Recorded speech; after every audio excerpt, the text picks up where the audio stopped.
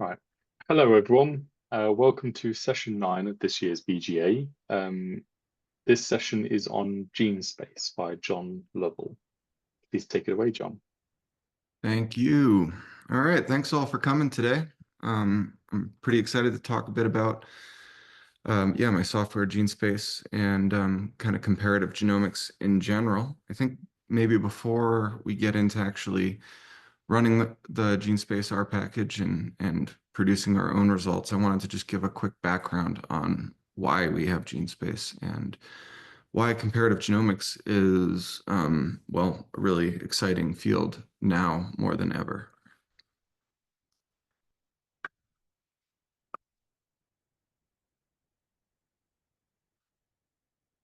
All right.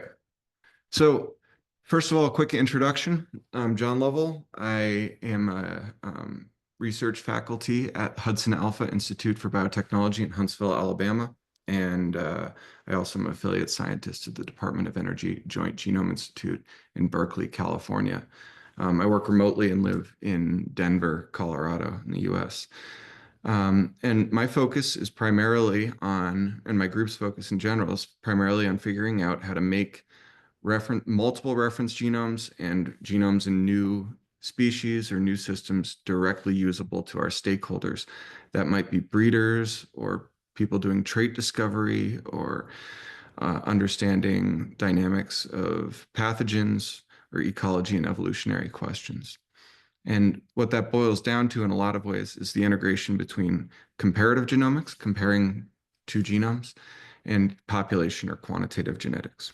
And Genespace is one way to do some of these integrations.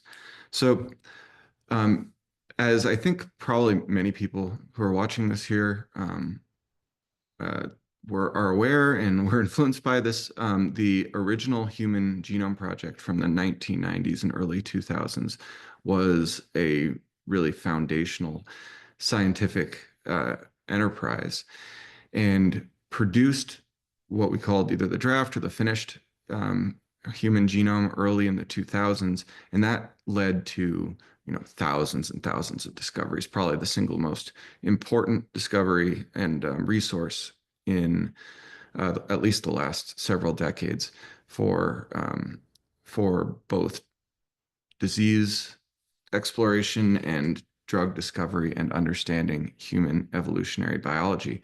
Now, that project took, decades, thousands of researchers, hundreds of millions of dollars or more to do. And, it was incredibly important, but also important to know that recently it's become possible to build even more complete reference genomes with substantially less cost. 2 years ago, the T to T human genome was produced, and that just used a haploid, essentially a doubled haploid cell line. So it was a much simpler biology question of assembling that genome, but also a very, very complete genome assembly of all 22 autosomes and eventually both the X and Y. This is exciting to me and to a lot of us, not just because they filled in these gaps that are highly repetitive. Honestly, the genome itself, while a huge advance, is not itself that much more important for trait discovery than the HG38 previous version. Most of the genes were already there, and most of the functional variants too. Some, of course, were not. The big important thing here is that you're able to build a very complete genome very quickly and with low cost using some pretty clever bioinformatics and new resources, including nanopore and particularly PacBio HiFi. What this means for us is that our genomes can accurately represent biology and we can build very complete genomes, whereas we couldn't before. Here's an example from switchgrass. Switchgrass is a tetraploid outbred grass that's used for biofuels. The version 4 genome that I was working on when I first started back in 2017, that had about 2,000 to 4,000 contigs, contiguous pieces of sequence in each chromosome. And that was built with, 454 and a genetic map and all of that. With CLR, the old PacBio, we were able to get that genome down to several contigs, maybe 20 or 30 contigs per chromosome. And now, just with the addition of PacBio Hi-Fi, we're able to build both biologically representative haplotypes. So these are the two meiotic homologs, hap1 and hap2, in this one genotype, and we're representing those in 1 or 2 or maybe 3 contigs per chromosome. So there's just a handful of gaps in really repetitive regions. Essentially, this is a complete representation of the biological genome, both haplotypes. So we have not just a complete genome, but a genome that represents the true biology. Remember, like the previous human genome, HG38, that was many outbred individuals that went into one single haploid representation. And the T to T CHM13, that was built on a doubled haploid genome. So a haploid representation is just fine there. But this is what most genomes should look like, right? 2 biological haplotypes. This is both exciting, but also problematic. Now we have 2 haplotypes, and our single reference alignments and analysis platforms are no longer valid if we want to use both. Now, the state of the art still is to build 2 haplotypes, but only present 1. I think that that's generally a problem, and we should be trying to do everything in the multiple reference genome framework, even though it's hard. The other thing that this new technology and bioinformatic methods have let us do is build much more accurate representations of more complex genomes. So one example comes from sugarcane. Sugarcane is probably the most complex genome out there. It's not the largest, but it probably is the most complex. We know that the modern sugarcane varieties are a hybrid between Saccharum officinarum and Saccharum spontaneum. And back about 6 years ago, we built a single copy representative of this genome that has a little bit of spontaneum in it, a little bit of officinarum, and represents all of the genes in single copy. However, we know that that is not what the sugarcane genome actually looks like. It looks more like this. It has between 11 and 14 copies of every chromosome. Some chromosomes are exactly identical to each other because of inbreeding, and some are very divergent because they come from different species. There's recombination, there's aneuploidy, and there's between subgenome recombination. And this was published this year by my colleague, Adam Healy. And basically what we were able to do was build a genome assembly that represented the biological complexity of this one sugarcane genotype. In this case, this is R570 here. This is what about 1/2 of the genome should look like. And this is our previous genome assembly with shorter and less accurate reads. So it's really a tremendous improvement in our quality of our genomes. But now, where we could map everything previously to just a single representative, now we're mapping to between 6 and 12 copies of things. And that also is a problem bioinformatically and from an interpretation perspective that requires some integration. Basically, what these 2 examples from sugarcane and switchgrass indicate is that we're going to be doing everything moving forward in a pan-genome framework using multiple reference genomes. And we can do this, and I'll show just a quick example. Like from sorghum here, this is a project where we have, in collaboration with Jeff and Nadia, where we've sequenced the diversity across the diversity of sorghum. And if we build and look at the synteny map of these 32 reference genomes, we can see that there's a tremendous amount of structural variation and presence-absence variation. And we need to be able to connect these genomes in some reasonable way. To date, the most used method to connect any 2 genomes to each other are using single copy orthologs or 1-to-1 orthologs. Orthologs are the genes among a group of species or genomes, whatever. We don't need to distinguish species and genomes, just the genes across a group of genomes that arose in a phylogenetic context with those genomes. So for example, in the case of human, mouse, and chicken, what we can say is that, human, mouse, chimpanzee, and chicken, if we just compare human and chimpanzee, 85% of all of the genes in there arose at approximately the split between human and chimpanzee, and then have been retained as single copy over the last 6 million years. Human and mouse, it's something similar.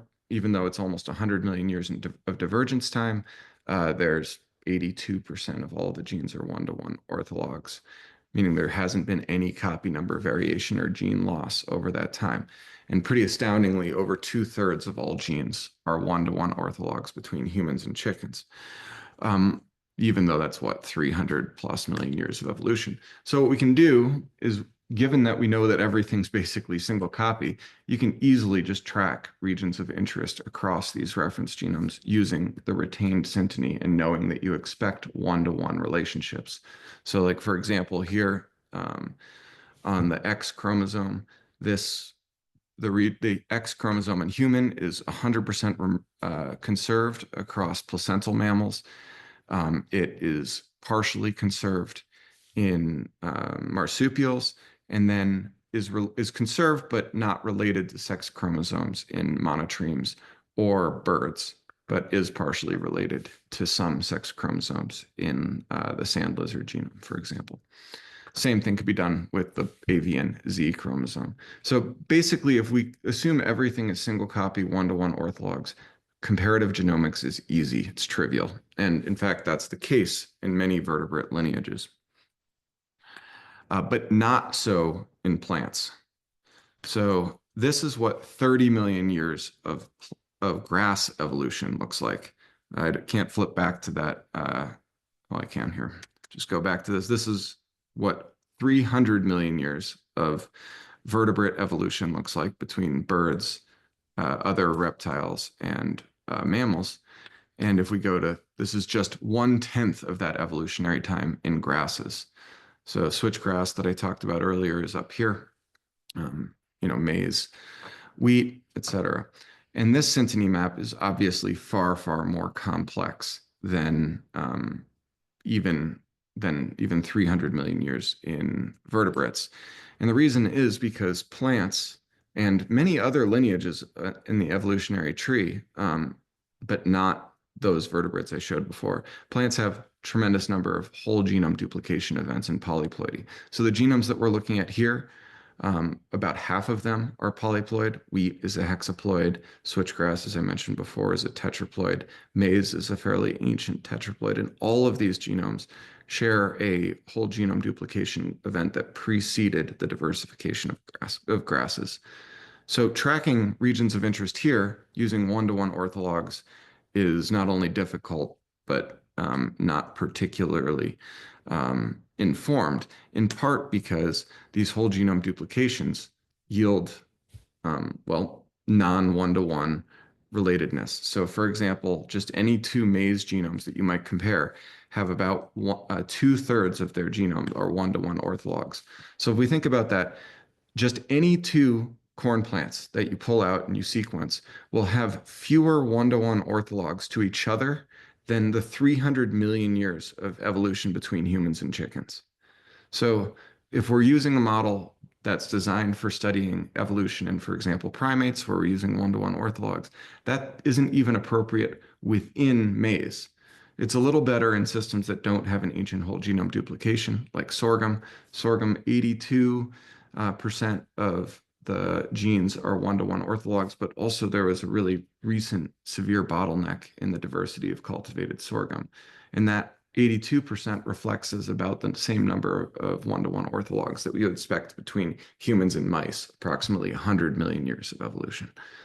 So long story short, we shouldn't be thinking about one-to-one orthologs as the way that we compare genomes. We should be embracing copy number variation, where one genome might have no genes and another genome has multiple, or just variation where there's presence of the genes in all the species, but the number of them vary between whatever, 1, 2, 5, 10.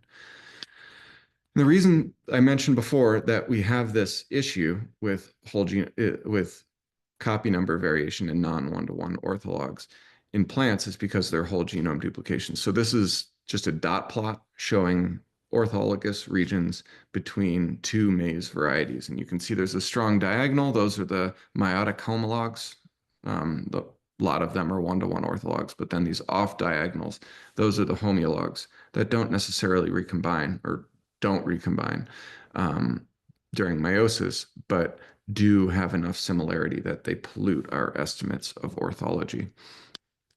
This isn't just in maize. If we try and extend our data in plants from any species back to the genetic model, for example, Arabidopsis, these are two plants that are pretty closely related to Arabidopsis. Camelina on the left and Brassica rap on the right that have both undergone whole genome triplication events. You can see how strongly these homeologs related to whole genome duplication events are present in these dot plots. Off diagonal is everywhere. And if we try and take, for example, common bean and ask what genes are related to common bean and the model plant Arabidopsis, you can see that not only is synteny broken down over 50 million years, but also there are 4 to 6 copies of every gene as you look across the genome relative to the genetic model. This seems impossibly complex. It is complex, but not impossibly so. And the way that we can make it not impossibly so complex is by focusing on regions of interest and contextualizing our expectations for copy number by the expected whole genome duplication event. So here, this is just a synteny map tracking 2 positions, one on chromosome 3 and one on chromosome 5 of Arabidopsis across 5 genomes. And we know that there's been a whole genome triplication event between Camelina and Arabidopsis. And so we see that these 2 regions here map to 2 regions, each map to 3 regions here. And then as we go deeper and deeper in evolutionary time, there's more and more whole genome duplication events, but we can still, even with soybean, who has 3 nested whole genome duplication events between it and Arabidopsis, even in that case, we can still track single positions all the way across back to a region of interest in Arabidopsis. Okay, so we can do this also in, as I showed earlier, this is a figure from the Genespace paper on larger regions in much deeper evolutionary time in vertebrates. Okay, so that is the lowdown of how Genespace should be able to contextualize complex comparative genomic situations, not just in simple systems, but in more complex ones. So maybe I'd just give a second if anyone has any questions here. Please feel free to ask about that little presentation, and then we'll move over to the demonstration part of this.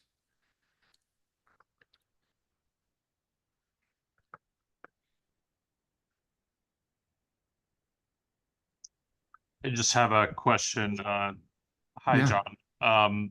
You showed in some of those plots the synteny of some of those chromosomes, but it was just a small piece of the chromosome that actually had a duplication. I was wondering if you could just kind of comment on, I feel like the previous assumption was, no, the whole chromosome is duplicated, but the synteny plots were showing just a small piece of that. So can you talk That was about— just because I was tracking one little piece of the genome in Arabidopsis across the multiple reference genomes. So yeah, if you look at the synteny map between common bean and Arabidopsis, that dot plot I showed with 4 mappings top to bottom, that is what you would expect anywhere on any part of the genome. You get 4 copies, but the genomes have been shuffled up enough through structural variation across 50 million years of evolutionary time or more that it's not a whole chromosome mapping 3 times to another. Does that answer your question? Yeah, I was just curious on, whether you're always expecting this whole piece is that whole piece or vice versa, but I assume it's always pretty fragmented. So, well, when you compare any 2 genomes to each other and you look at any single piece and there's been a whole genome duplication, then yeah, you would expect a bifurcating tree there. But when you have 5 genomes that all have different whole genome duplication events and different structural variants, you would expect them to get chopped up like that. Synteny, the relative retention of synteny, of gene order across a chromosome, is really variable between species, between clades. So like in birds, it's basically 100% synthetic. And in, if you look at the Brassicaceae, which contains the rape seeds and a bunch of oil crops, there's basically a complete breakdown of synteny. And that just has to do, I'm sure, with the meiotic machinery in those systems, but I don't know exactly the reason for it. Thanks. Yeah, no problem. All right, so we'll go over now and do the hopefully you're seeing this, the tutorial part of this session. So I guess maybe I'll give people a second to navigate to their Gitpod. If you're not using Gitpod and you're doing this on your own, where I'm starting right now is in a directory, and we can just do that. This is a directory we've already made that contains the input data that we need. Come on. So if we look at this directory that we're in, we have the peptide and bed subdirectories. These contain the Genespace input files they look like this. They're just a peptide FASTA file and a bed file named genome.bed and genome name.fasta. There is a auxiliary function with Genespace that I'll demonstrate later that makes these files for you from raw GFFs and raw translated CDS peptides. If we just look quickly at these files, we can do this more. I'll just look at the chicken one. So these are very simple files. They contain the chromosome name, the start and end position, and then the simplified gene name. Same goes for the FASTA files. They actually are exactly matching. The name is exactly matching the header in the FASTA, and then it has the peptide sequence there. All right, so this is where you should be starting your run from. And yeah, if you need help getting to this position and making these input files for your own data, that's kind of one of the trickier parts, and there's lots of documentation. I guess I'll just point to that documentation right now, that this is the README. If you go to the GitHub page, and there is a lot of information about how to install the package, and then information about the input files. And there is somewhere in here, yep, that now this is information about how to make your files. There's a function called parse annotation that can do this for you. Okay, so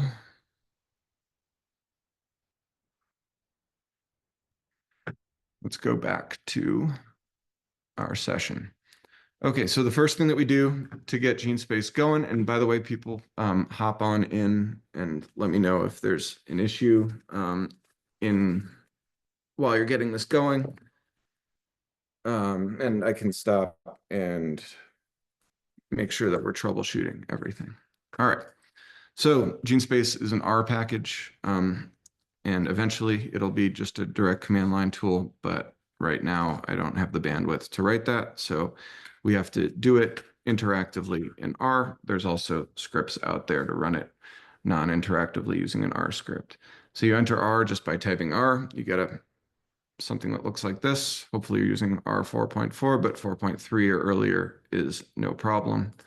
And then we load the Genespace package, which is already loaded into this Gitpod directory, but you can install it from GitHub yourself, and there's information about how to do that. All right, so to run Genespace, you need to have a valid orthofinder path, a valid path to MC-scanx, and a working directory that contains those input files.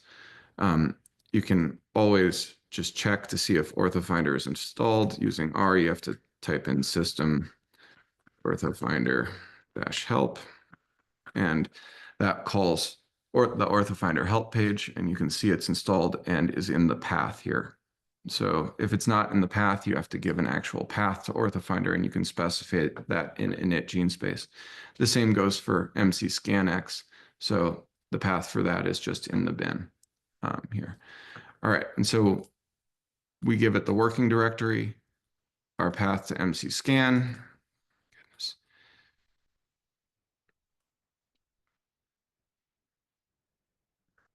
What happened here? Maybe there's an issue with the copying from, yeah, heads up when you're copying from the PDF, you need to do it one line at a time. That's obnoxious. All right, so then we start our run just with this function init GeneSpace. And what that does is it checks if your directory structure is all right. So we're assuming both of our genomes have single ploidy. I didn't specify that, but you certainly could. But default is 1, and it gives a bunch of parameters that we've passed to it. Here we're using 4 cores because that's what is available on this Gitpod instance. And then it goes through and checks your annotation files, and it says everything looks good. All of the genes match exactly between the bed and the FASTA file for both chicken and human. And we have valid paths to MC-ScanX, Diamond, and OrthoFinder. All right, and then to run GeneSpace, all you have to do is run the command run GeneSpace. So what GeneSpace does is it checks to see if OrthoFinder has been run beforehand, and if so, it doesn't try and run it again. But in this case, since I'm using a new instance here, OrthoFinder has not been run yet, so it has to run it itself. This scales pretty much exponentially with the number of genomes. With the 2 genomes here, it has to run 4 blasts, chicken to chicken, human to human, chicken to human, and human to chicken.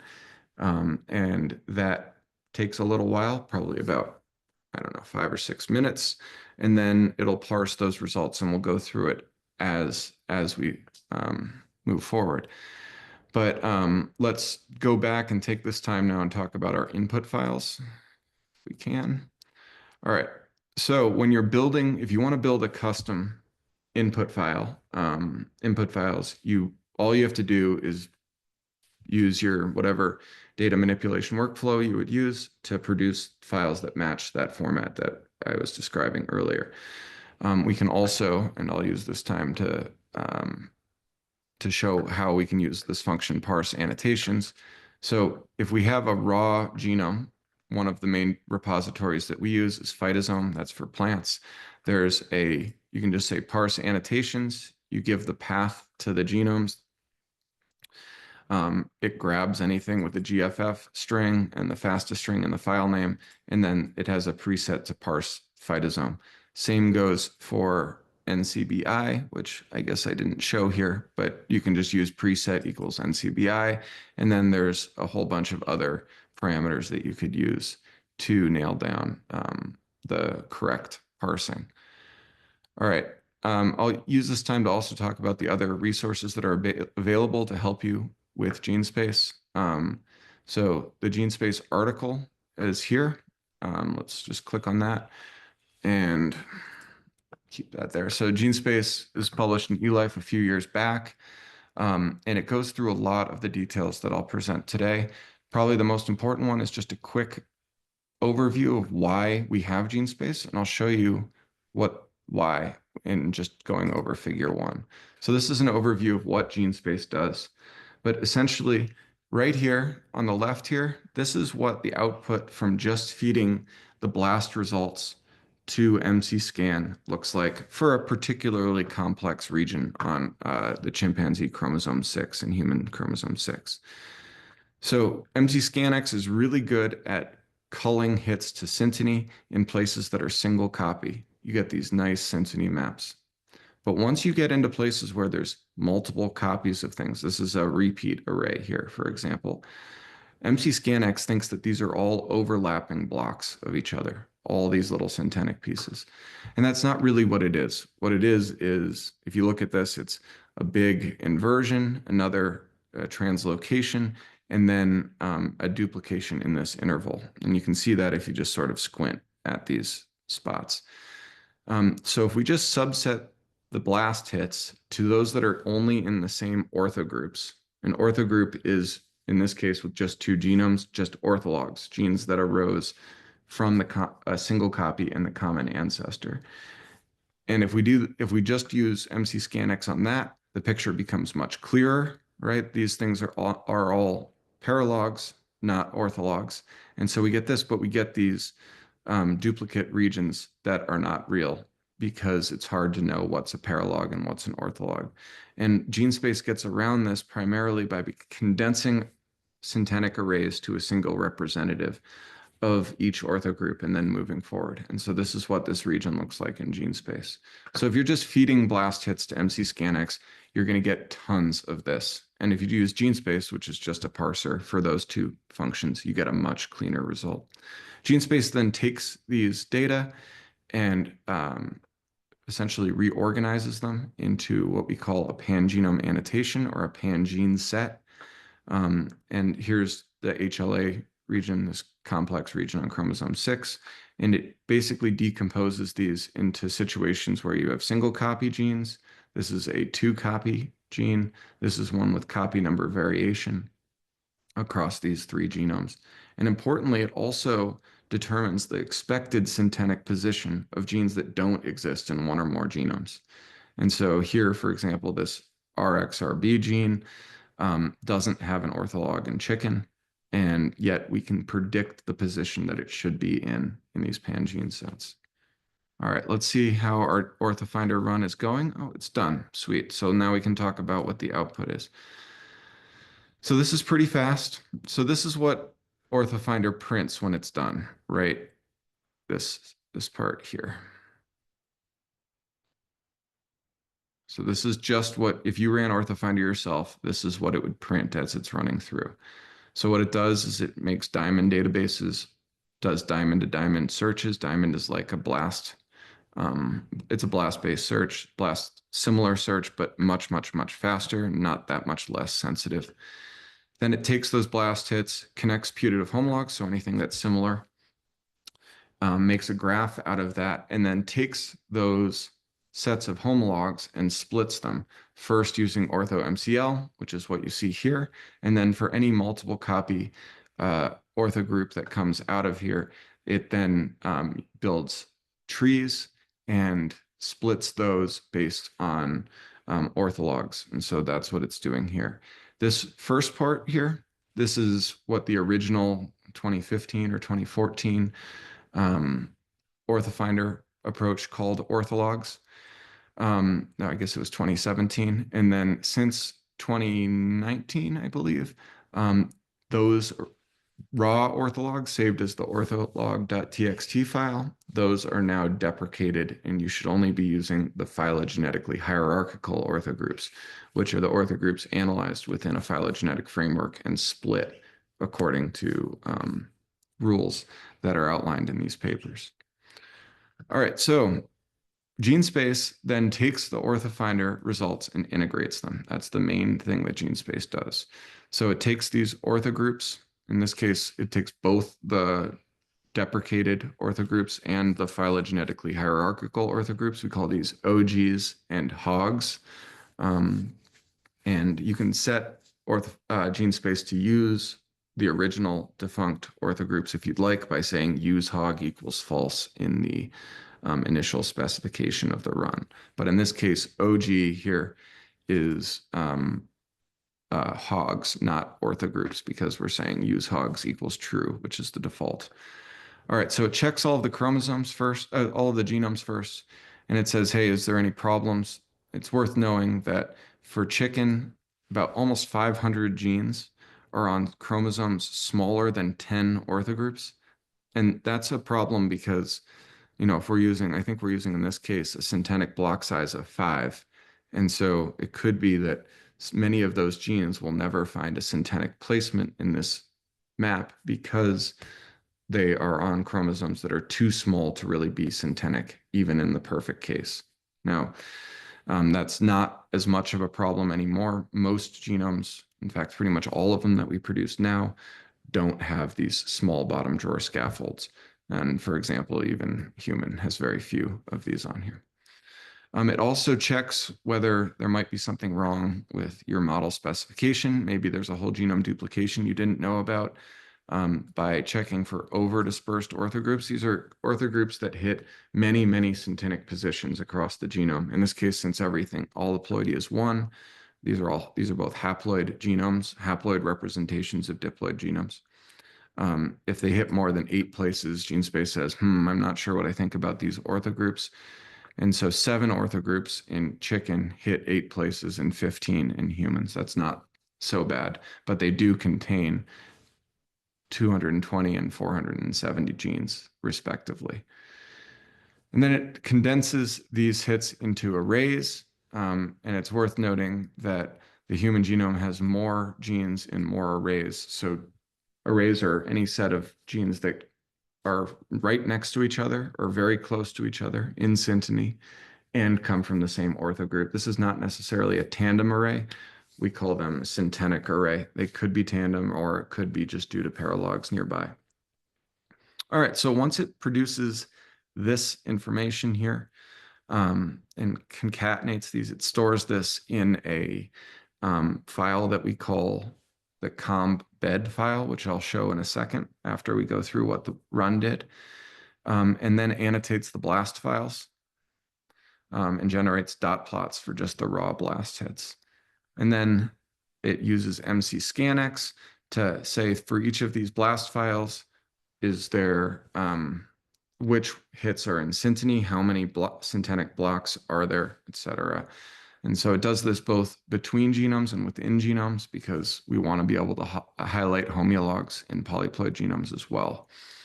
And you can see there, what it's saying is that there are 15,000 genes that are syntenic between human and chicken, and they occur in 591 syntenic blocks.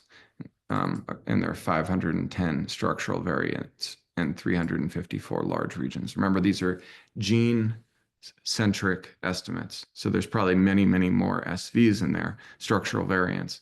But when we look at genes, there are only that many that are obvious.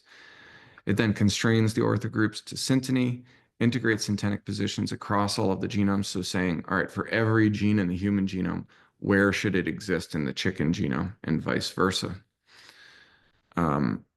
And then calculates syntenic block positions. That's what's going on here. And makes dot plots. And then the last thing that it does is produces these pan-gene sets that I showed in that figure earlier. I'll just flip back to it. This is a pan-gene set here, where for any particular position in the genome, it knows what all of the other genes are that are syntenic to that and orthologous to it. Okay. So it tells you that these things are stored in a fairly complex directory structure that I'll go through right now, and then we can explore what these results look like. All right, so if we go into the Genespace data folder, in R, we can't just type in command tools, so we have to use this function dir, which tells us the directory of all of this. We can also instead say system ls-l and print them just like we would in the terminal. All right, so this is now the directory structure. If you remember before, it just had the bed and the peptide files folders. That's it. It's got all these other ones in it now. And I believe we can just visualize what some of these look like right here interactively, but if not, we can always do it in the terminal as well. All right, so what we've gone through now is what Genespace does in general, and now let's go through what it actually looks like here. So it annotates all of these BLAST files, right? There was an issue with copying.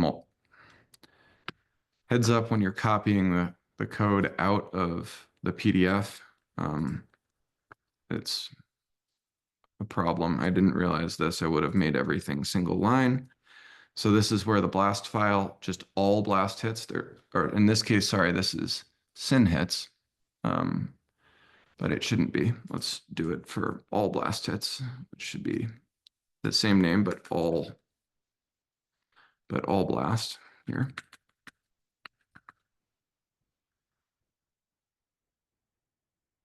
And then if we read that file in, it would look like just a standard BLAST file, but I guess we're not doing that. That's fine. So we can read this data in using the function read syn hits. This is now just the syntenic blast hits, which is a smaller file to look at. And if we print the head of it, this is what it looks like. It's the standard blast columns for the query, which is denoted as genome 1, and the target genome 2. But we use genome 1 and genome 2 here because query and target are collapsed into the unique combination. So there are only 3 combinations of genomes here: human to human, chicken to chicken, and human to chicken, and not the reciprocal. And so now we have all the blast hits, and we can parse these in whatever way we might want. So Genespace produces by default these dot plots, which are stored here. And if we just want to look at the raw hits from one genome to another, hopefully this loads. Sweet. And this here is what the dot plots between human and chicken look like. You can see there's a lot of off diagonal, but there are these large syntenic chunks here. And Genespace, one of the big features of it is it takes this and culls all of the background noise to just the regions that are syntenic. And so if we look at those human versus chicken syntenic hits, this is what the plot looks like. Okay. And this is, we can also, just going back to the raw hits has 2 pages, one for every hit above 50, and then one for just hits within ortho groups. And you can see how much cleaner the ortho group clustering or hits are relative to any hit with a high score. And then if we just look at the syntenic hits again, each change in color here now is a change in syntenic block. And you can see why there are 500 of them, because some of these chromosomes are chopped up into tiny, tiny little pieces. Okay, so that's what the dot plots look like. You can also look at the just within genome hits to get an idea of where there's repetitive gene content. And you can see that here anywhere off diagonal is something that's repetitive with a score of greater than 50, which is pretty low threshold, but then here with orthogroups. So this is actually more complex than many people might take the human genome for, but when we just look at synteny, it's nice and clean, just 1-to-1. Okay, so those are the dot plots. Let's go back into the tutorial here and see if I can, might have hidden the terminal here. Let's see. That didn't do it. Hey, Damon, any idea about how to get the terminal back in here? Through the 3 lines in the corner. There we go. Oh, there you go. Yep. Grabbed it. Sorry about that. All right, so now we have this file in here, and we can do this, we can make custom dot plots using Genespace to visualize, for example, just one region of the genome. We can't visualize it interactively because we're using the R terminal here, but if you were using R Studio, you would be able to do this yourself effectively. And so we just have to paste these lines of code. This is the PDF file that we're going to write to, which is in the working directory, and it will be called custom sex chromosome dot plot.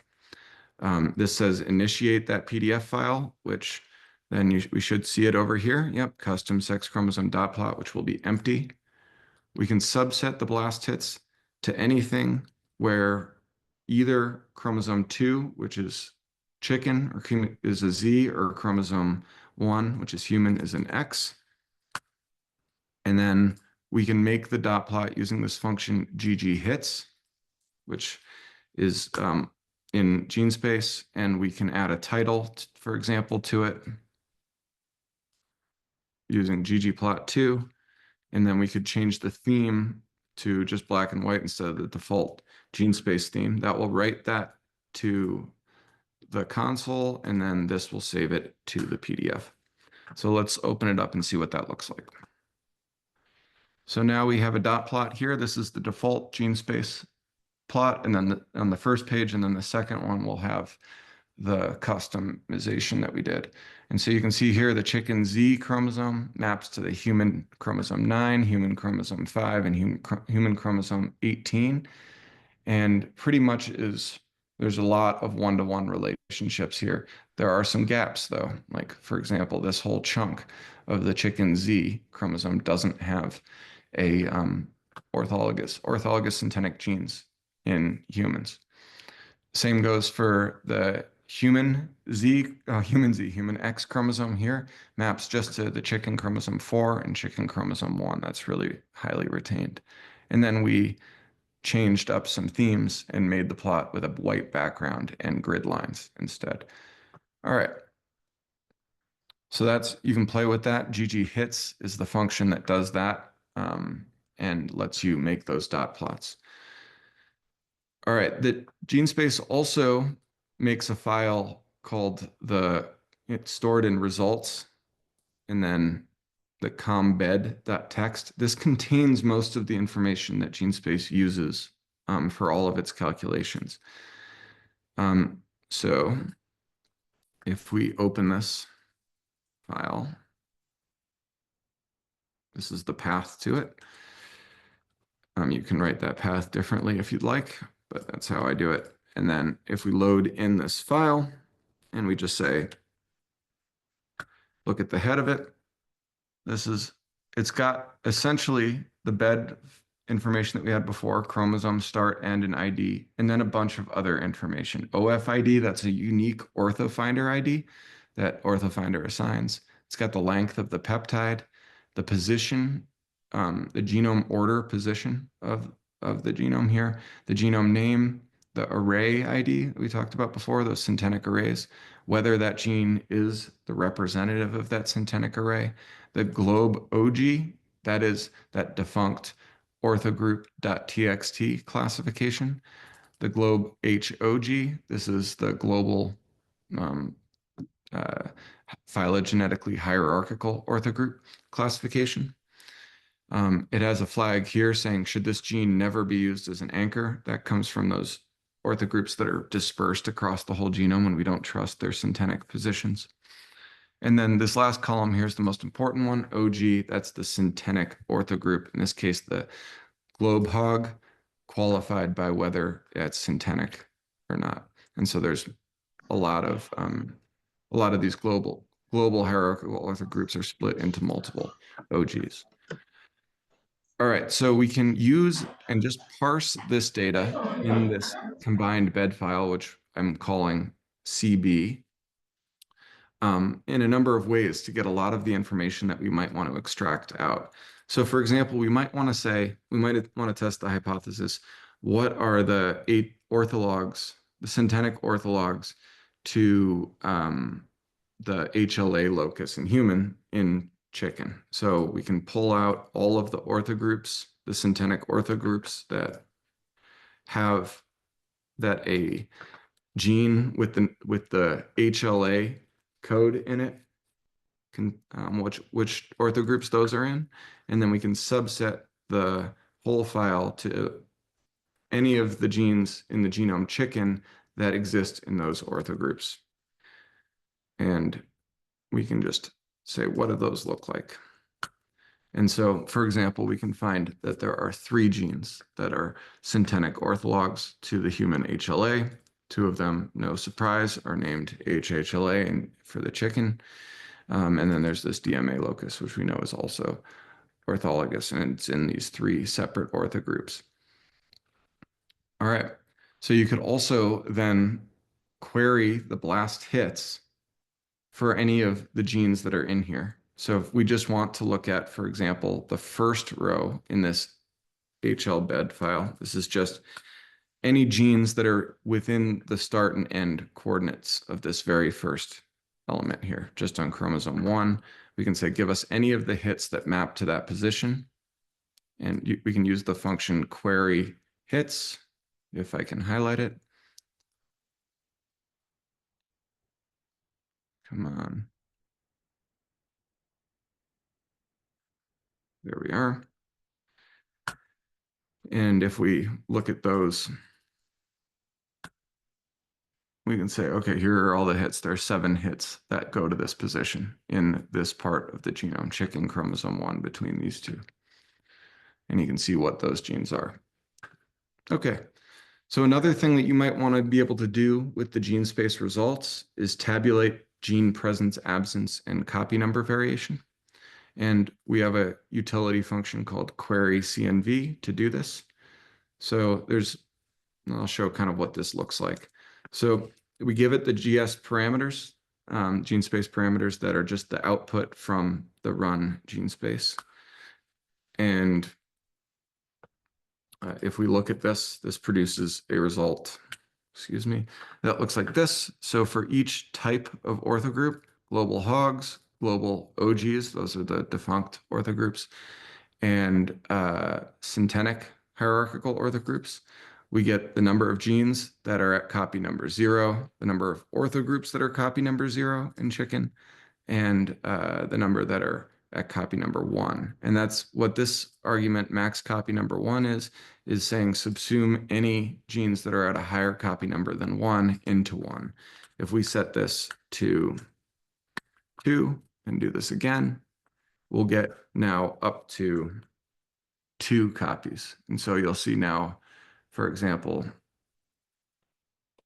the human syntenic hogs, come on, human syntenic hogs at 1 copy were at 17,690, and now those are either present in 1 copy or in 2 copies and split out in that way. So this is just this max copy number here is to make parsing and visualization simpler for the user.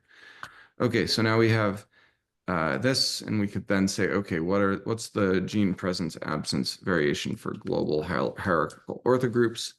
And we can say, okay, well, there's 2,200 gene orthogroups that are present in human and not present in chicken. There are 1,800 that are present in chicken and not present in human, and there are 1,615,362 that are present in both. And remember, this number isn't identical because there is 2 and 3 copy gene families in there. Okay, so we can also then pull out those pangene sets. Remember, those are things that look like this. And we can do that using the function query pangenes.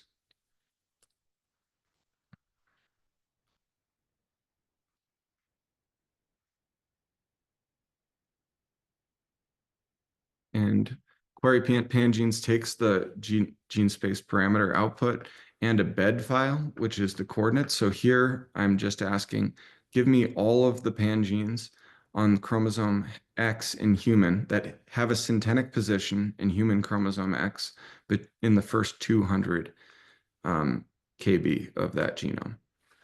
And so that produces, it says, oh, wow, there are 4 syntenic orthogroups in that position. You can see that only one of these genes has a syntenic ortholog in chicken. One of them, NKRF, that gene is not syntenic in chicken. It's found elsewhere in the genome. And then there are 2 that are present absent. They do not have a gene at all in chicken. If we do the same thing, but instead do the chicken Z chromosome, which you can just do by specifying a different bed file, bed data frame. Now we have 7 genes that are on the beginning of chromosome that have syntenic positions on chromosome Z.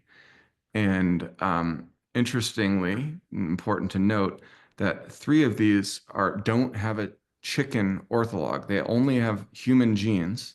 They have non-syntenic chicken orthologs, but the human gene has a syntenic position that should be on the Z chromosome because they're all coming from chromosome 18 apparently in this position. But they're absent in the chicken. So even though it's absent there, we've interpolated the syntenic position of these genes, and we should be able to pull out their IDs even if they don't exist in the genome of interest. And so you can specify this and play with it in any region of interest that you want. All right, so lastly, Genespace makes these riparian maps, right? These are plots that look like this or this. right? Tracking regions of interest across all of the genomes phased by a particular genome. So in this case, it's just coloring the syntenic positions in all of these genomes by the chromosome, the rice chromosome. All right, so we can make these using the function plot riparian. They're also stored by default in this riparian directory here, which contains source data and riparian plots. So if we just want to look at one of them, let's just look at the chicken gene order riparian plot. That looks like this. And so you can see, remember, the Z chromosome comes from several human chromosomes, including chromosome 5 and 9. Thought I'd have one on 18 too. Yeah, it does. It has one little chunk on 18 as well. So you can do this. It's phased by this. In this case, it's by gene rank order, and the genomes have relatively similar number of genes, even though the chicken genome has all these chromosomes that are much smaller. But we could also do this phased by base pair instead of by gene order in this plot.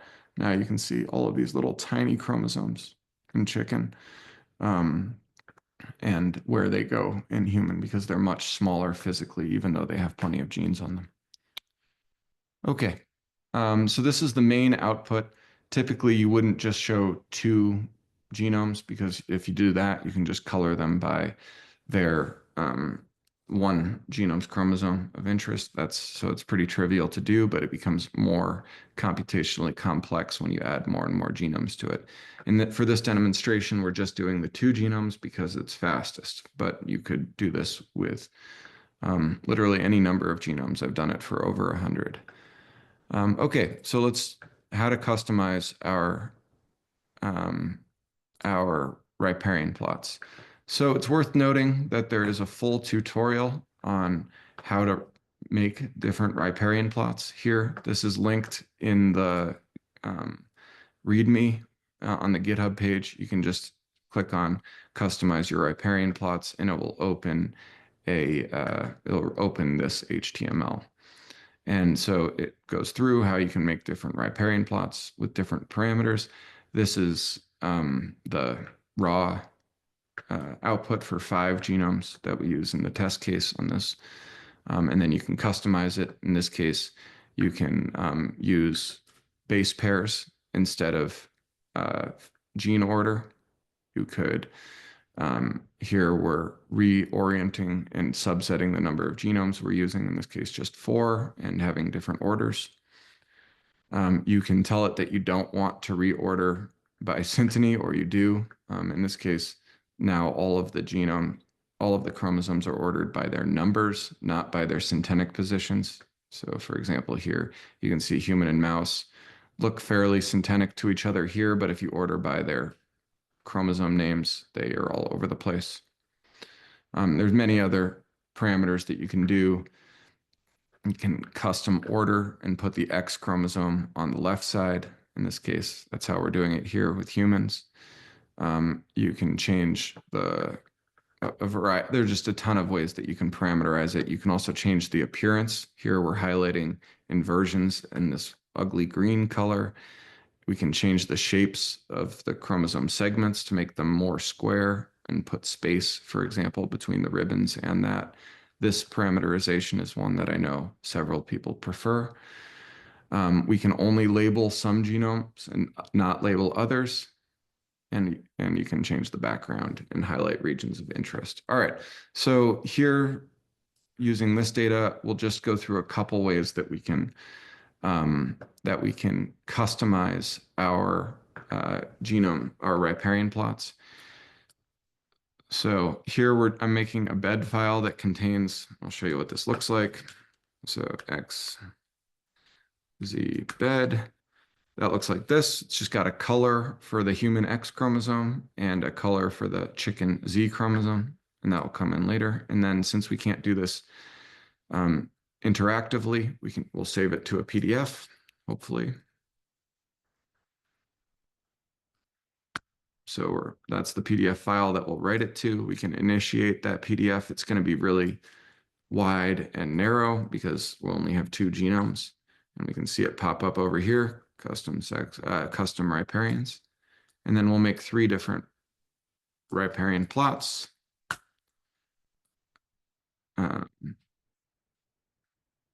The first one is just the default. The second is using base pairs, not order, gene order. And then the third is using gene order, but only highlighting the X and Z chromosomes. And then we can close out that PDF file and we can look at it. So here are our riparian plots for this. It's smaller. And so you can see this is gene order. And you can see the scale bar is in genes. This is in physical position. You can see the scale bar is in megabases.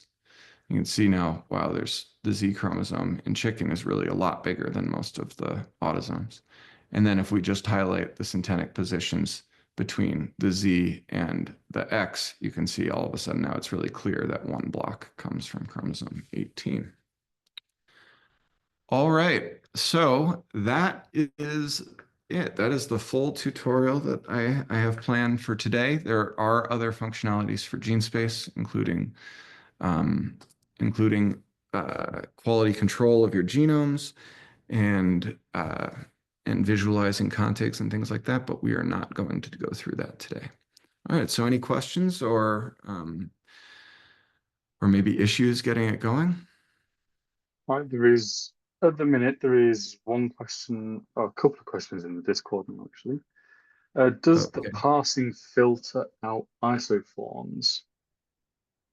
So I'm just opening up the Discord channel right now. It's going to take a second. But so isoforms, I think what you're describing there are alternative transcripts. And you can just ask on with your face instead of fingers on Discord. But no, I'm fine to answer the Discord questions as well. So those are like alternative transcripts for the same position. And typically, you don't want to think about alternative isoforms when you're thinking about orthology.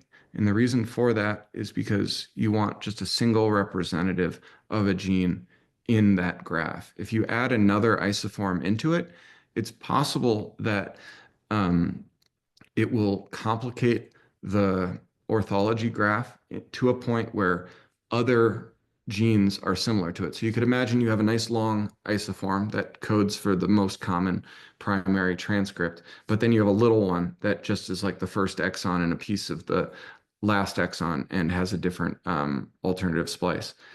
It might be that that little isoform, while 100% identical to the longer isoform in one direction and not in the other, right? Because there's a lot of sequence missing, maybe has a domain that's very similar to another gene on a different chromosome that has no real evolutionary history with that locus, but they've both co-evolved a similar domain because whatever, it's passing through the membrane or something like that. And so you can get this pollution of your orthology graphs that way. So typically you want to use the longest isoform in your analysis. The parse annotation function does that and chooses the longest isoform. Or you can do it custom and choose a primary transcript, which may be defined as something other than the longest, maybe the most common or something like that.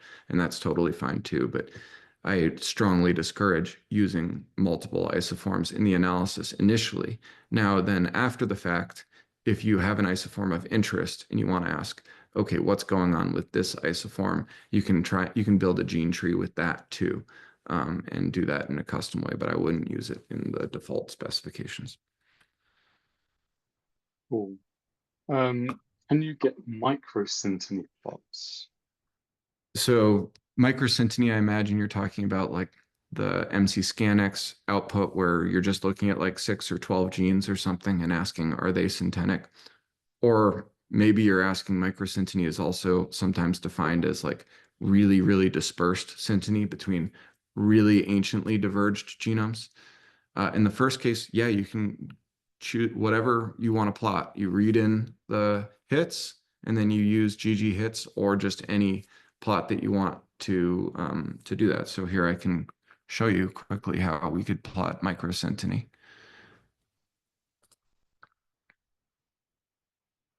All right, so if we go into here, we had, what did we call it? maybe AB hits. Is that what I called it? There it is. All right, so we have this these hits that are AB. If we want to just say what's this microsynteny, just in a really small scale, let's say the first part of chromosome X in human, we might say AB, right? Did I call this AB? That's what I called it, yeah. So chromosome 1 equals X, and genome 1 does not equal genome 2. So we're just asking about synteny between the two, human and chicken, not within human and chicken. And we'll just say the first 500 kb of the X chromosome. So start 1, the start of genome 1 is less than 500 E3. All right. So, and we also have to say, and block, we have to say, make sure that we're not, I think all the block IDs, since this, in this case, block ID is guaranteed to have something because these are syntenic, but you have to say is.na block ID. So now this is any gene in the first 500 kb of the X chromosome. All right, so if we say, well, maybe I chose a too small of an interval. There are only 3 genes here. All right, let's do, instead, let's do 5 megabases. All right, so there are 22 in the first 5 megabases. And if we just want to plot this, say, I think it's, what's my working directory? 1 second. Okay, so we can just say,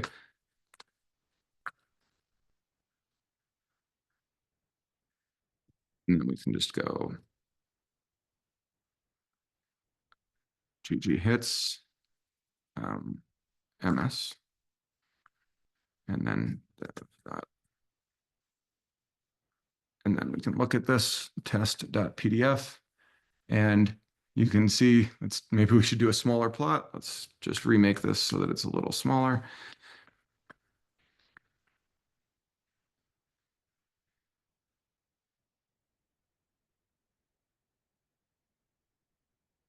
Now you've got your microsynteny plot for just this tiny position between chromosome X and chromosome 1 right here.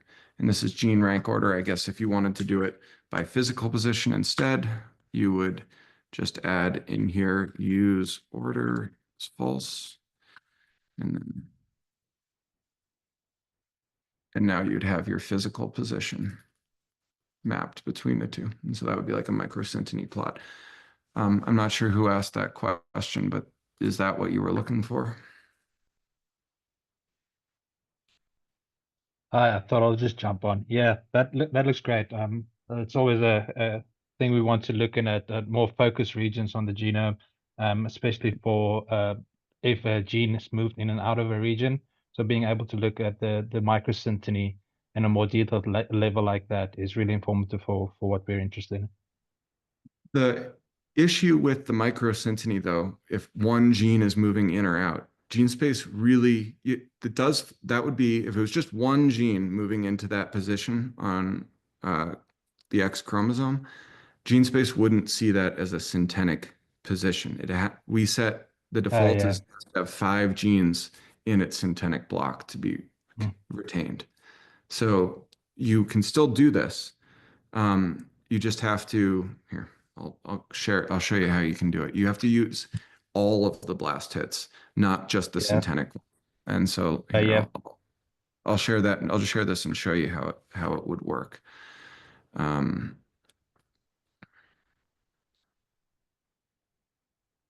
right, so if we have something called, we'll just call it all blast, it would be read all blast, I think. And it would be syntenic hits. I think I wrote this in one of the tutorials. Let's see. Where is it? Oh, it's over here.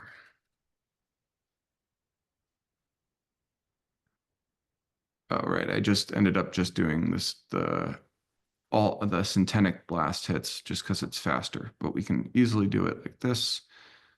So, but it's not hits, it's coded as all blast. All right, and then all blast looks like this. And so you can see there's a lot of things with an NA on block ID.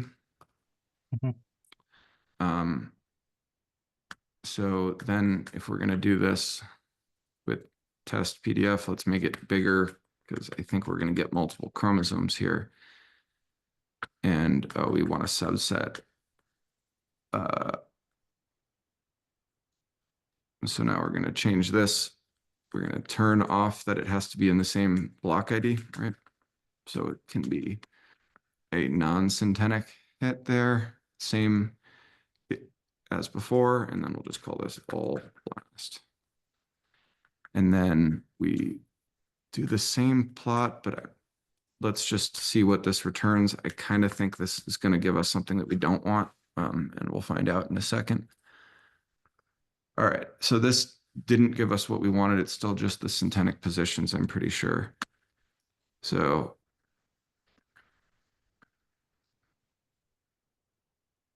yeah, so it goes to all of the human chromosomes. So let's Oh yeah.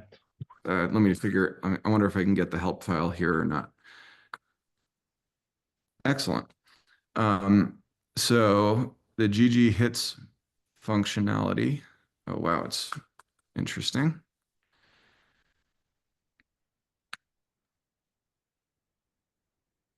All right, I have no idea how to get out of this. That'll be interesting to resolve later.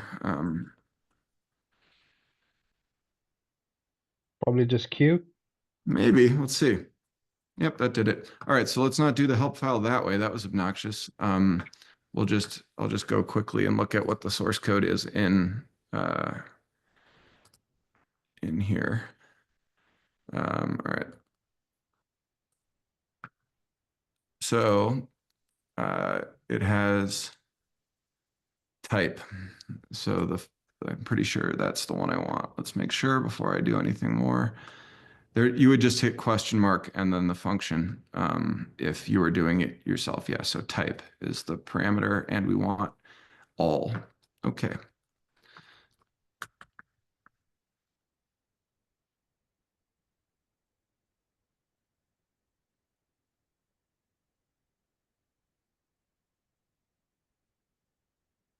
Sweet. That didn't work. This is a problem with live coding. All right, so GG hits should take, oh, maybe color by blocks is the other way to do it. There's other ways to do dot plotting. Let's see if that did the trick. It should look terrible. Yep. So it looks really bad because we have all of these little chromosomes on it. But yeah, this would be the sort of, and yeah, it's kind of garbage. The points are there. It's just that you really need a different way to do this. yeah. Yeah, I can think of a lot of ways to do it. You would want to basically just make a custom plot with all of those, or you can use that all hits and just subset those in a different way. Sorry, I didn't have a better answer for that for the non-syntenic ones. No, that's fine. Thanks, John. Mm-hmm.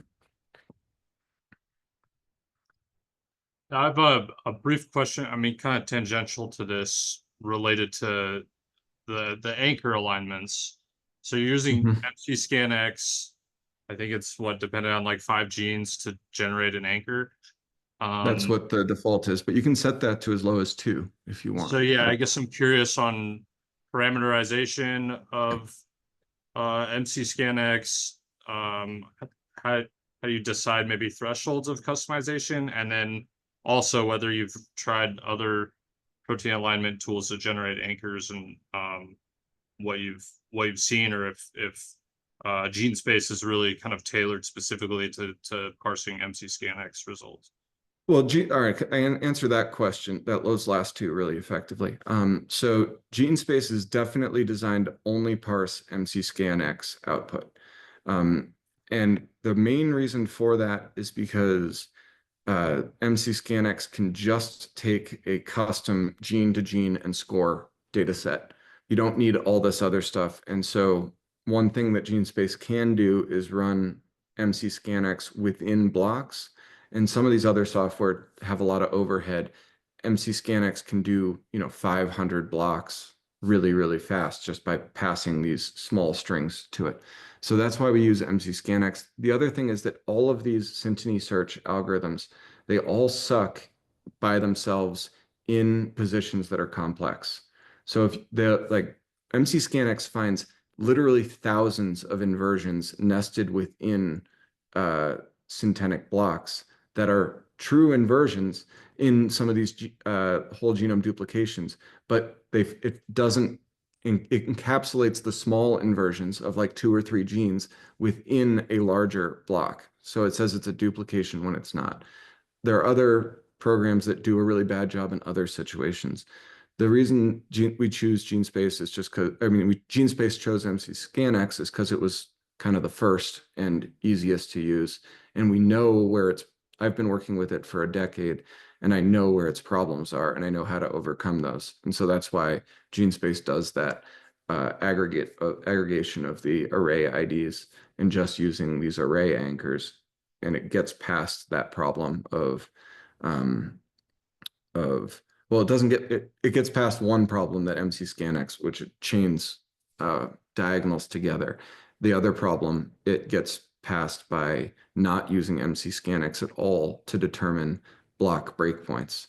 So it uses MC-ScanX to determine syntenic anchors, and then along those anchors, it uses a density-based scan to ask if there's a jump of more than 5 genes, and then it will break that block itself. So it doesn't actually rely on MC-ScanX block calls at all, and you shouldn't either. Even in the best tailored blast results, you're still going to get weird block calls. MC-ScanX is fantastic for determining hits that are in collinear hits, but not good at determining what the block breakpoints are. And then you had another question: how do you determine the what parameterization to use? So we use 5, not only because that's what MC-ScanX defaults to, but in my experience, as you go lower than that, you start finding non-real blocks more common. Like it just happens. If you use a block size of 2, there's gonna be a ton of places in the genome where there are 2 genes that are in the same orthogroup that are nearby, but just by chance and are not really syntenic. And so you get a lot more noise. And if you go higher than that, if you're in genomes that are really collinear, you might get a little bit improvement in clarity. You might throw away some things that don't look real, but there's not a huge improvement. Like above 5. Yeah, the reason that you would increase your blocks, a minimum block size to 10 or 20 or 50 or whatever, would be if you're trying to really disentangle 2 extremely closely related whole genome duplications. So like if you just run default Genespace in maybe cotton, like one of these genomes that has very similar subgenomes, cotton's a tetraploid, you'll get a little pollution. The A subgenome might hit the D subgenome once every 1,000 genes or something like that. And so you'll get this little off-diagonal pollution. But as you increase that block size, and we know that all the genomes are super collinear, so you don't actually lose any precision when you increase the block size, but you'll reduce that noise. That's the main thing that you would want to parameterize in the run. But there are like 30 or 40 parameters that you can give in a Genespace that will let you fine tune it if you want. We just kind of don't mess with them for the most part because it's pretty robust. Yeah, the use of the orthogroups is what really makes it robust, because orthogroups are built with this graph construction framework and are not biased by, scores and partial overlapping and things like that. So it's fairly robust to any parameterization. In fact, OrthoFinder doesn't really have any parameterization that you can do to it that it makes sense. You just sort of run it at default because it's doing this graph clustering. Yeah, we're struggling with a well, I'm struggling with a hexaploid right now, but I saw your paper on the your decaploid, the sugarcane, which was super impressive.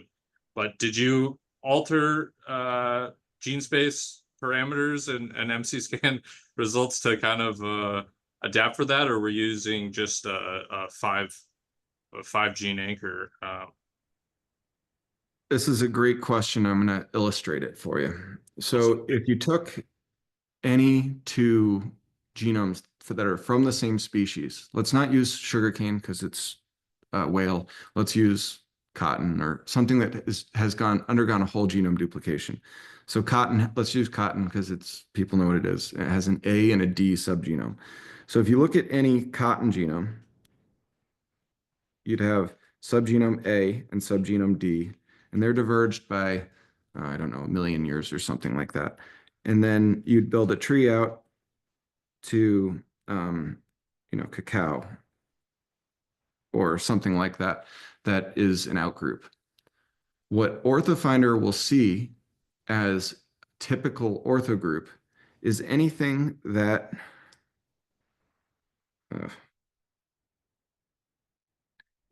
coalesces back here is what OrthoFinder will see as a single orthogroup. So any gene in the A or D and D subgenome that has an ortholog to cacao will have a gene tree that matches this topology. So the A and the D subgenomes will be in the same orthogroup. And so if your goal is to map genes from the A subgenome to the D subgenome, you want to ensure that you have outgroups in there, because the A and the D subgenome, these will be viewed as paralogs, right? They diverged along one branch, single copy, and then were diverged into two. And so maybe you would add 2 or 3 outgroups to this run so that you would get connections between the A and the D subgenomes.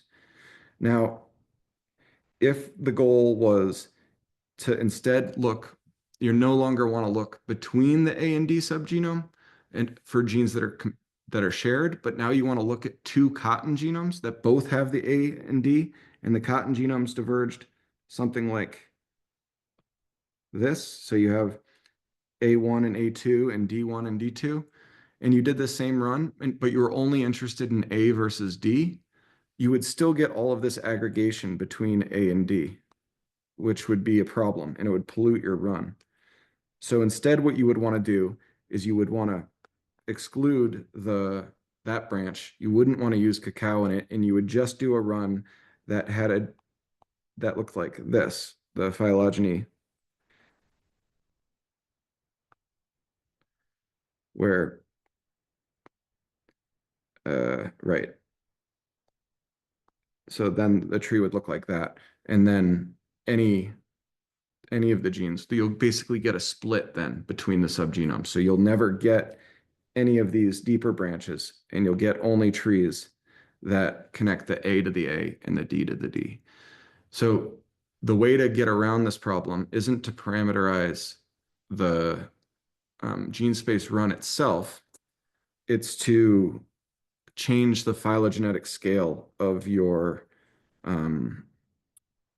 to change the phylogenetic scale of your run to include an outgroup.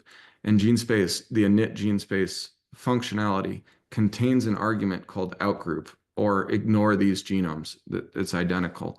And essentially what it does is it runs OrthoFinder with those outgroups in it, but then doesn't touch them for synteny. And so if you want to compare the A and the D subgenome in cotton, you'd want to include cacao and maybe like common bean, poplar, things like that, that are going to help coalesce genes between the A and D subgenome. And does that answer your question? Yeah, that's super helpful. Thank you. Yep, no problem. And that discussion is at the very end of the methods of the Genespace paper that describes what situations you'd want to use outgroups and which ones you wouldn't.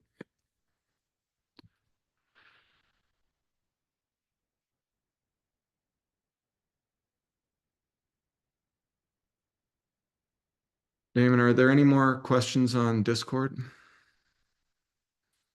No, not at the minute. I had a very distantly related because this isn't my field whatsoever. This is the sort of thing I'm looking at going into with like Hymenoptera. So they're like haplodiplo Yeah. genomes. So I think could be quite interesting to have this sort of pot going for them. Is there any sort of plans of where to take Genespace in the future at all? Thanks, Simon. That's a good question. So I think the Hymenoptera I haven't looked in that system at all. I know I've looked in Lepidoptera and a couple others. There's a really nice paper on butterfly genome evolution out there right now that looks at chromosome synteny. It's beautiful. Yes, I the imagine Charlotte having, Wright's paper. yes, that's right. Yes. And there's, I mean, you'd imagine a haplodiploid system. You'd hope that there wouldn't be that much major structural variation, because if some of your progeny need to survive at the haploid stage, you'd want to make sure you give one copy of your whole genome to that individual and not two copies of chromosome Y or 9 and 0 copies of 8 or whatever. So I would imagine that those genomes would be pretty conserved, and that could be a cool question to ask. In terms of next steps for Genespace, well, there isn't a lot of funding for developing software like this. So I would love to hire someone to write it in Rust or C++, preferably Rust, and have it be a command line. But right now we don't have that. We did secure funding and have built a gene-free Genespace called DeepSpace, which is also an R package, and can do multiple genome synteny incredibly fast, faster than Genespace. And basically it does it through windowed alignments. So you can do like, a whole genome alignment, but I mean, it's windowed, so it's simplified, but genome alignment of multiple like human scale genomes in like 5-10 minutes, something like that. Whereas on your local computer, instead of if you had to do like whole genome alignments using Minimap of 2 human genomes, that would, you couldn't do that on your personal computer because it fills up the cache space. And even though it's really, really great. So if you just want to make synteny maps across multiple references, that's a great way to do it. I just did 12 strawberry genomes. Strawberry is an octoploid and is 800 megs, so 1/3 size of the human genome or 1/4 the size of the genome. But it took 8 minutes or something like that on my machine. So that's the next step. Typically, what I'm trying to do in general is to make these software light and easy. And part of that is because often I'm an ecologist by training and an evolutionary biologist, and often you have hypotheses that you want to test, but there's like nuance to it that you don't know going in. And if doing something once takes days, you're more likely to just do it that way and not try and fine tune and make it perfect. And if things just take minutes, you might do it again and maybe add an outgroup like Sam proposed or something like that to make the analysis more robust. And that's what we're trying to do. Cool. So it's essentially Genespace is if you have protein annotations for your genome, DeepSpace if you don't. Yeah. And also I'll contextualize that DeepSpace and whole genome alignments are really bad when there's variable ploidy, or a recent whole genome duplication. There was this great tool that's put out by NCBI called the Comparative Genomics Viewer, I think, is CGV maybe. And it works fantastic, so great in mammals and birds. And there's just no situation that it works well when you have a polyploid in there, because the primary alignments and the secondary alignments have no meaning anymore, because you'd imagine the primary and secondary are both primary biologically, even though that one is primary and one is secondary from an alignment perspective. And so trying to figure out how, and that's not an issue with the NCBI genomics viewer, that's an issue with the way alignments work. The reason that Genespace works great with whole genome duplications is because OrthoFinder lets you connect multiple nodes across one genome to a single node in another. because it's using protein, a full graph, all pairwise alignments of proteins that you could never, I mean, yeah, you could possibly do all pairwise alignments in whole genome alignments, but the amino acids evolves more slowly. It gets you more precision in the graph construction. And so basically the take home from all of this is if you have any variable ploidy or a recent whole genome duplication, you really need to be very careful when you're exploring your whole genome alignments. And I would not use Deepspace for that at all. You would want to use Deepspace for single copy or things where you're comparing. Like you can easily compare two switchgrass genomes to each other because the whole genome duplication was 5 million years ago, and most switchgrass genomes coalesce in the last 1 or 2 million years. So that's easy enough to do, but you would never want to do like, I don't know, Xenopus to like the tetraploid to the diploid or something like that, and you'd get really wacky alignments out of that. Right, so genes with hypervariable regions in Deepspace are a no-go then, sort of thing. Well, yeah. So yeah, it depends. I mean, so Genespace, that should be okay because a hypervariable thing, it'll just have really long branches, terminal nodes, leaves on the tree, but they'll still have the same internal structure that you would expect, hopefully, unless there's reversion back to a previous amino acid or something like that that's really messing up the tree. But in Deepspace, if it's really diverged, yeah, it can be a problem because the way it works is it asks for this interval minimap, where is the best place that it goes, and it pulls that alignment. And if it's really, there are many more ways to parameterize that and say, okay, if it's below the 5th quantile of alignment scores, toss it, because maybe you don't want these hypervariable alignments in there. But yeah, it's definitely, that is, I mean, I think I put the initial version 0.1 or whatever of Deepspace on GitHub like 2 or 3 months ago. So that's very much a beta release, and I'm working on optimizing it. So but it does make the pretty riparian plots the same way that Genespace does, but it doesn't do anything else really. Cool. Thank you very much. Right. Does anyone else have any questions then? If questions do arise, probably the best way to ask them is as an issue or a comment on the GitHub repo for Genespace. I try to stay up to date on that. I know there are a couple outstanding issues, but that's how it goes.